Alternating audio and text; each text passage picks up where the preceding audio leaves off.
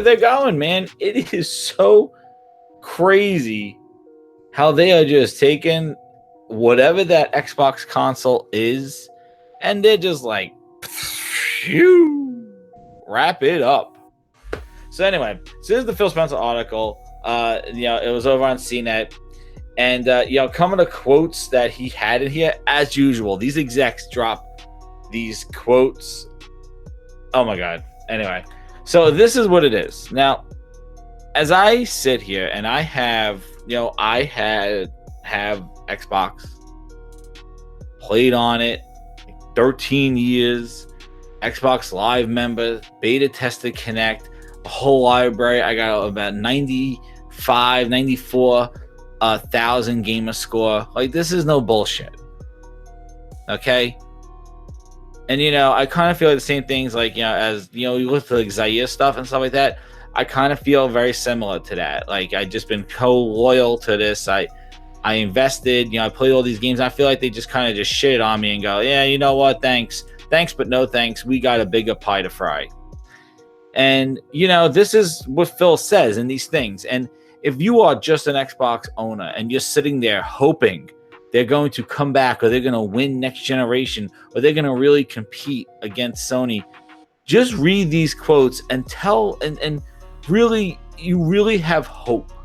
I just don't see where this hope comes from. It's blind hope, I feel, because they come out and basically slap you with reality. This is what they say. This is what Phil says, and I'll read it. What I look at now is an opportunity where 200 to 250 million people will buy a console, whether it is from us or Sony or Nintendo or something else out there that could be coming to the 2 billion people who play games. And I say, how do we enable great content and stories that I see on my screen, on my laptop, to reach every screen in the world? So it states right there, the console space is not it. It is this. They want their stuff in front of everybody, no matter what, to reach all these people. The console is limiting. The console is strict. It is not a big market for them. For 2 billion. And like I always say, what does a game made for 2 billion people look like? And it says right here, he goes, how do we build games for all kinds of players? I look at Nintendo. I look at building a narrative-driven story games and streaming. And then he says about streaming, streaming is something we're investing in. And and I don't know what this thing's down here. Here it goes. It gets messed up here. But like, it's all about creating new forms of entertainment, new experiences for people that play alone or together. And then you say, well, how do you reach that many people? He keeps talking about all these people. And then you look at it. And the question to Phil Spencer was, the Xbox has been a gaming platform. Where do you see the potential for it beyond that? We think about 2 billion people on the planet who play video games. Some of them on a console, some of them on our console, some of them on PC, a lot of them on phones. So if you look at that statement right there, mobile strategy, it's where it's at. And that's where I basically stated here, I don't go at people. I just state what I see and my opinion on it. They want third party. I said it. Mobile is their way to go. And look, they just came out with the Xbox app for Game Pass. Like, it's just a matter of time before they flip the switch and make it streaming. Now listen, and I think this doesn't come across. I don't care about all these options. My issue with all these options is that it muddies the water and makes them not focused on the console. And if they're focused on 2 billion gamers, what kind of games come out of them?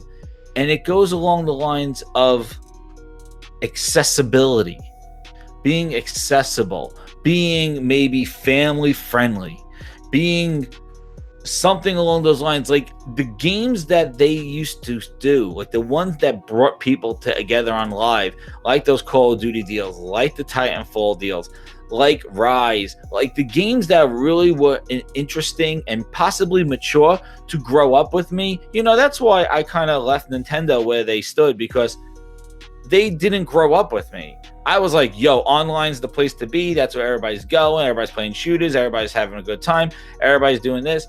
Nintendo could stay there making Disney Sports Soccer or publishing, putting those type of games on. Didn't grow up with me. And it feels like here that Microsoft is not growing up with me. Microsoft now seems to be reverting back to this casual kind of global market.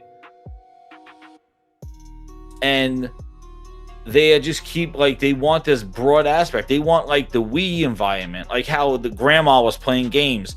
That's who he's talking about. The billion people who play Panda Pop on their cell phone. He wants them. That don't sound exciting for if you're sitting there with an Xbox console in front of you. And that's kind of, what came out of that interview. Then, Aaron Greenberg comes out and, he goes, and his interview basically comes out here and says, gaming is playing a bigger role in the company, which is obvious. This is not a death note to Microsoft. Microsoft is investing into gaming. And you'll see in the next article, Xbox is not at the center of that. That's the thing that I think people don't want to hear. That's the thing that I think people are just trying to zone out and think all eyes on them. Xbox is going to be back. Xbox is not the core for them. And this is more of a class in session of the side of the story. There's two sides to every story. This is the side of the video game Microsoft Xbox story that a lot of people just don't want to hear. But this is what all the executives, everything that they're saying. This is why you need to, this is not a me problem. And I got even that on Twitter. It's because me. This is not me. I'm not just putting out bogus statements this game is the jam. You're an asshole if you don't like it. I am taking articles that they are publishing and not from some bullshit people from random blogs. These are the interviews of the executives, and this is what they're saying. So the rah bleed green, you are gonna be the minority. You're gonna get faded out, because it's just gonna be a matter of right now you're in denial. You need to see the light. You need to see what they're going on, and you hear it. You hear this. And what does this mean for you?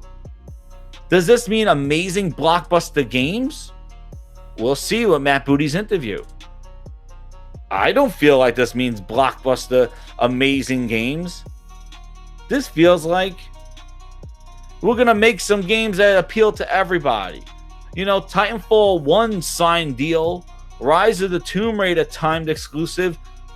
Those games don't appeal to 2 billion people. But Minecraft does.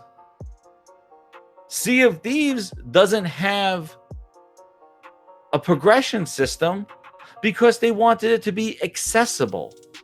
They wanted people to jump on whenever on Game Pass and play and enjoy the game. They didn't want to come in and you have a pirate that has a level 100 and he has all these, he's killing skeletons in one shot and it takes you 7 shots. They didn't want that. They didn't want a leveling up system, progression system, and they got dinged on it for the reviews. There was no progression. There was no point to level up. And everything was so expensive, it was getting the loot just to buy stuff for your boat or buy a hat or a shirt or a peg leg. So when you look at it, they have taken a game that could have been some really hardcore kind of pirate game with progression and really have a purpose and kind of just put it out there without progression because they wanted it to be accessible. He tweeted that out exactly when Sea of Thieves launched. I'm so happy Rare released an accessible game. And when you look at his quote about 2 billion people, that's why. You don't want to intimidate people. You want grandma and little Timmy, who sign on 7 months from now, a year from now, to have the same experience in Sea of Thieves. Granted, that is wonderful, but you better put that shit to the side. You better do that plus make blockbuster stuff, like plus make new blockbuster IP. But it sounds like you're all into that shit. And that's where my concerns come in. And it just pisses me off that we are reverting back to like trying to get the Wii audience. If you remember, the Wii sold so many, right? Sold so much stuff. But it couldn't sell any games. Like, it dried up. Once the casual market was like, all right, yeah, whatever, they didn't stick around. And they didn't stick around for the Wii U. They didn't stay. So when the Wii blew up and got grandma and stuff, nobody was engaged with the thing. Nobody was playing it. They just bought it because everybody's like, oh yeah, grandma needs it. And you just had it. You didn't need, like, they didn't buy 6 and 7 games. The attach ratio was atrocious. The biggest attached game was the Wii Play with the Wii Play controller. That sold like in NPD forever because it came with an extra controller. So when go to this one, then I'll go into the chat. I don't know. I don't even know how many people are in anybody watching. Hey, what's up, man?